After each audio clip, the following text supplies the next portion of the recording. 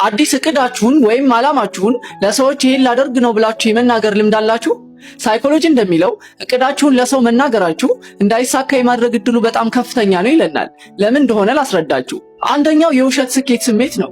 እቅዳችሁን ለሰዎች ስትናገሩ እና እነሱም ዋው ጎበዝ፣ በጣም አሪፍ ሐሳብ ነው ብለው ሲያደንቋችሁ አእምሯችሁ ስራውን ገና ሳትጀምሩት ቀድማችሁ እንዳሳካችሁት አድርጎ ይቆጥረዋል። በዚህ ሰዓት ዶፓሚን የተባለው የደስታ ሆርሞን በአእምሯችሁ ውስጥ ስለሚለቀቅ ስራውን በትክክለኛው መንገድ ለመጀመር የሚኖራችሁ ጉልበትና ተነሳሽነት ሞቲቬሽን በከፍተኛ ሁኔታ ይቀንሳል።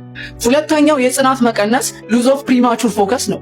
ጥናቶች እንደሚያረጋግጡት እቅዳቸውን በሚስጥር ይዘው የሰሩ ሰዎች ችግር ሲገጥማቸው የመጽናትና የመታገል እድላቸው ከፍተኛ ሲሆን፣ እቅዳቸውን ለሰው ተናግረው አድናቆት ቀድሞ ያገኙ ሰዎች ግን ትንሽ ፈተና ሲገጥማቸው ቶሎ እጃቸውን ይሰጣሉ። ሶስተኛው የሰዎች አሉታዊ ኃይል ኤክስተርናል ኔጌቲቭ ኢነርጂ ነው።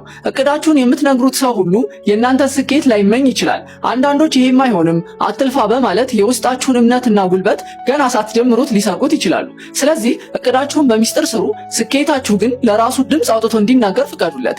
በዚህ ሐሳብ ተስማሙበታላችሁ? ኮሜንት ላይ አሳውቁኝ። ተጨማሪ እንደዚህ አይነት ሳይኮሎጂ ቪዲዮ እንዲመጣላችሁ ፎሎ ማድረጋችሁን እንዳትረሱ።